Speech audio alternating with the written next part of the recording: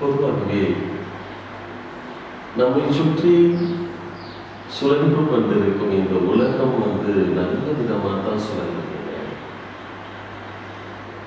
இந்த இயற்கையில் ஒவ்வொரு செயல்பாடும் மிக கச்சிதமாக தான் நடக்குது.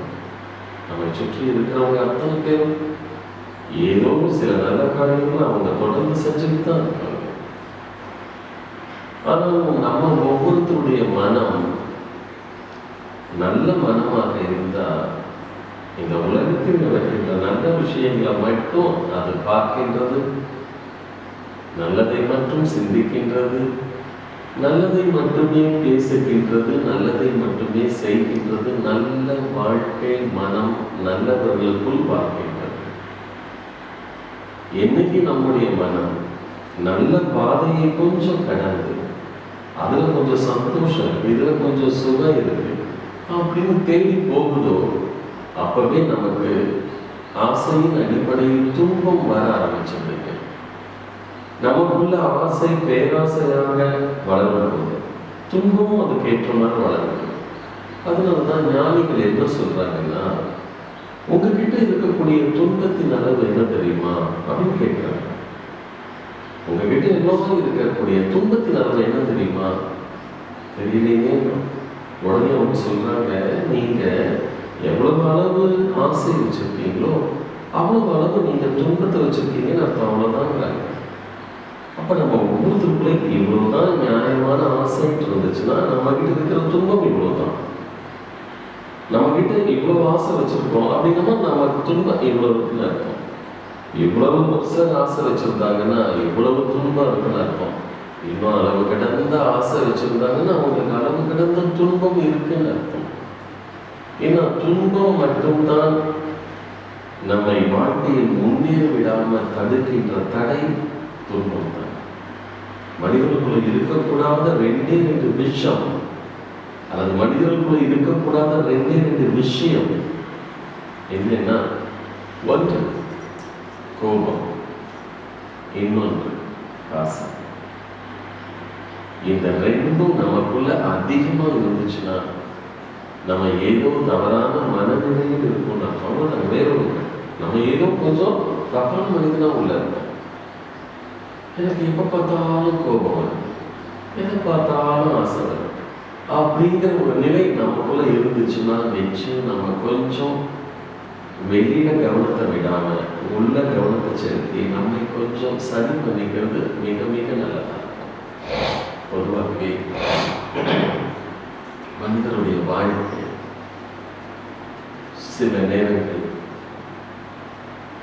வளர்ச்சி இல்லாம வீழ்ச்சிக்கு போறதுக்கு காரணமும், மகிழ்ச்சியே இல்லாம துக்கத்துக்கு வர்றதுக்கு காரணமும் நம்ம கிட்ட இருக்கக்கூடிய சிறிய தவறு, சிறிய குற்றம், அல்லது சிறிய பலகீனம், அல்லது சிறிய பாவம், அல்லது சிறிய கர்மம்.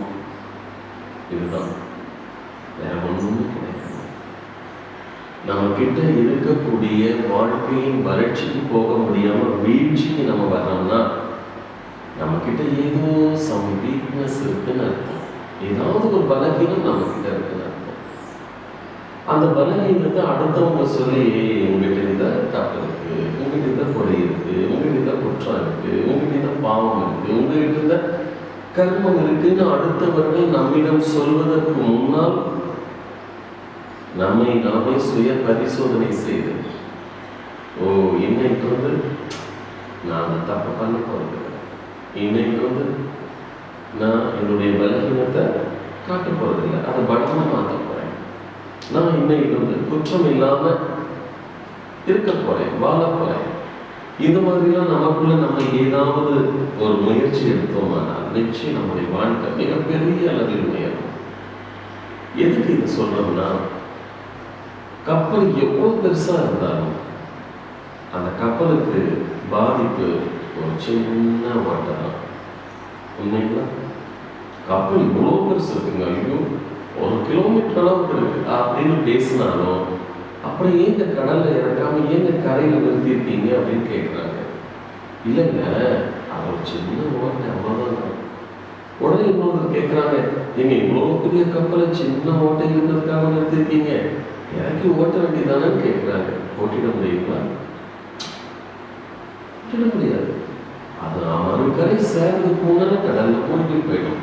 அந்த மாதிரி நம்ம ஒவ்வொருத்தரும் பெரிய பெரிய கப்பல்கள், நமக்குள்ள அவ்வளவு ஆசை, அவ்வளவு தேவை, அவ்வளவு விருப்பம், அவ்வளவு வேண்டுதல், அவ்வளவு விண்ணப்பம், அவ்வளவு எதிர்பார்ப்பு நமக்குள்ள இருக்கு.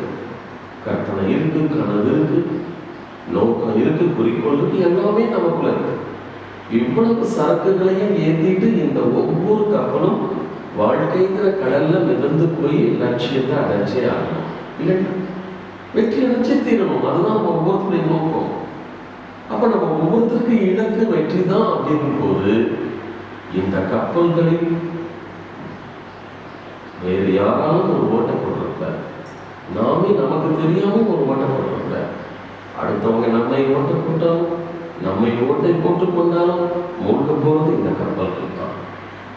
அதனால நம்ம ஒவ்வொருத்தரும் இன்னைக்கு நர்மதாக்காக ஒரு பரிசு கொடுக்கணும் விரும்பினார், நம்ம ஒவ்வொருத்தரும் நம்ம கிட்ட இருக்கக்கூடிய ஏதாவது ஒரு தப்பு, ஏதாவது ஒரு குற்றம், ஏதாவது நம்மிடம் இருக்கின்ற குறை, அல்லது ஏதாவது நம்மிடம் இருக்கின்ற பலவீனம் அல்லது பாவம், எதையாவது ஒண்ணு இன்னைக்கு அவங்களுக்காக நம்ம இன்னைக்கு உங்களுக்காக நான் விட்டுட்டேன் நர்மதா, இனிமேல் நான் அப்படி இருக்க மாட்டேன், எனக்கு தெரியுது என்னோட குற்றம், அதனால இன்னைக்கு வந்து நான் விட்டுறேன் அப்படின்னு சொல்லி நர்மதா முதல் கொண்டு நம்ம எல்லோருமே இன்னைக்கு நம்ம கிட்ட இருக்கக்கூடிய ஒரு பலவீனத்தை விட்டால் போதும், அந்த இடத்துக்கு ஒரு பலம் வந்து நிறைவேற்றி விடும்.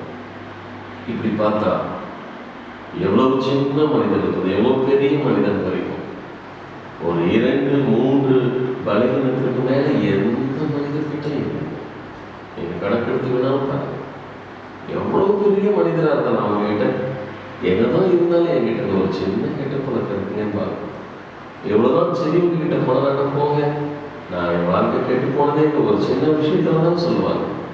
அப்ப சிறியவரோ பெரியவரோ எப்படிப்பட்டவராக இருந்தாலும், ஏழையாக இருந்தாலும், பணக்காரர் இருந்தாலும், படித்தவராக இருந்தாலும், படிக்காதவராக இருந்தாலும், யாராக இருந்தாலும் அவங்களுக்கு 1, 2, 3 பலகீனங்கள் மட்டும்தான் குறைந்தபட்சம் இருக்கும்.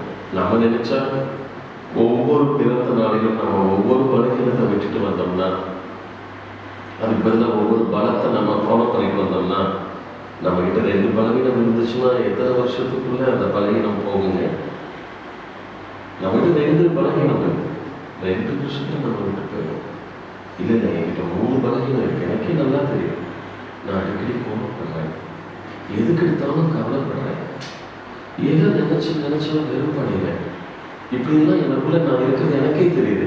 அப்ப நான் ஒரு பிறந்த நாளுக்கு ஒவ்வொன்றா நான் இழந்தேன்னா, 3 பிறந்த நாள் நான் என்னுடைய 3 பலவீனத்தை இழந்துட்டேன்னா, 4வது வருஷம் பிறந்த நான் பலவீனமே இல்லாத பலமான மனிதனை மாற முடியாதுங்களா? நம்ம மேல நமக்கு அக்கறை இல்லாதனால்தான் நம்மிடம் அந்த பலவீனங்கள் நாளுக்கு நாள் பலமா வளர்ந்துட்டு வருது. கொஞ்சம் இந்த பிறந்த நாளே நம்ம இன்னும் திருப்பி பார்த்து என்கிட்ட இருக்கிற இந்த மைனஸ் ஒன்று நான் விடுறேன், அதுக்கு பதிலாக ப்ளஸ் ஒன்று உள்ள எடுத்துட்டு போகிறேன், என்கிட்ட இருக்கிற நெகட்டிவை நான் வெளியே விட போகிறேன், அதுக்கு பதிலாக பாசிட்டிவ் எடுத்து உள்ள விட போகிறேன். இன்னைக்கு வந்து அடுத்த பிறகு நாள் வரைக்கும் ஒவ்வொருத்தருக்கும் 365 நாள் ஒவ்வொரு நாளும் முயற்சி பண்ணா நம்முடைய பலவீனத்தை மாற்ற முடியாதுங்களா? 365 நாள் நம்ம கையில் இருக்குங்க. ஒவ்வொரு நாளும் கொஞ்சம் முயற்சி எடுத்தா 365வது நாள்ல முற்றிலும் நம்முடைய பலவீனத்தை இப்படி ஒவ்வொரு பிறந்த நாளுக்கும் ஒவ்வொரு மைனஸை விட்டோம்னா நம்ம பிளஸ் வந்துடலாம். 3 வருஷத்துக்கு அப்புறம் பாருங்க, இந்த உலகமே உங்களிடம் ஏன்னா நீங்க இவ்வளவு திறமைசாலியா இருக்கிறதுக்கு என்ன காரணம் கொஞ்சம் சொல்லுங்க, உலக மக்கள் எல்லாம் அவங்களுடைய பேச்சு கேட்கறதுக்கு ரொம்ப ஆர்வமா இருக்காங்கன்னு நிச்சயம் உங்களிடம் கேட்கிறோம். இந்த உலகம் நம்ம பிறந்தது சாதாரண மனிதர்களாக வாழ்ந்து செல்வதற்கு அல்ல. நம்ம ஒவ்வொருத்தருக்குள்ளேயும் மிகப்பெரிய பலம் ஒன்று, மிகப்பெரிய தனித்தன்மை ஒன்று. அந்த பலத்தையும் தனித்தன்மையும் அடையாளம் கண்டுபிடிச்சவங்க ஒவ்வொருத்தரும் இந்த உலகத்தில் உயர்ந்தவர்கள் தான். எனவே நீங்கள் ஒவ்வொருவரும் இன்று முதல் உங்களுக்குள் இருக்கின்ற பலவீனத்தை நீங்கள் வெளியேற்றிவிட்டு அதற்கு பதிலாக ஒரே ஒரு பலத்தை மட்டும் நீங்கள் உள்ளே கொண்டு செல்லுங்கள். இன்று முதல் உங்கள் ஒவ்வொருவரின் உள்ளமும் அமைதியான உள்ளமாக மாறட்டும். அமைதியான உள்ளமாக மாறட்டும். இன்று முதல் உங்கள் ஒவ்வொருவரின் உதடுகளும் அன்பான வார்த்தைகளை மட்டுமே பேசுகின்ற உதடுகளாக மாறட்டும். அன்பாலும் அமைதியாலும் ஒவ்வொரு மனிதரும் இன்று முதல் தெய்வமாக வேண்டும். அன்பாலும் அமைதியாலும் ஒவ்வொரு குடும்பமும் இன்று முதல் கோவிலாக வேண்டும். அன்பாலும் அமைதியாலும் ஒவ்வொரு ஊரும், இந்த உலகம், மொத்த பிரபஞ்சமும் உங்களால் சொர்க்கமாக மாற வேண்டும். சொர்க்கமாக மாற வேண்டும். சிவம் சிவம் சம்போ சிவம். சாந்தி சாந்தி பவது, சாந்தி சாந்தி பவது. சர்வம் சாந்தி பவது, சர்வம் சாந்தி.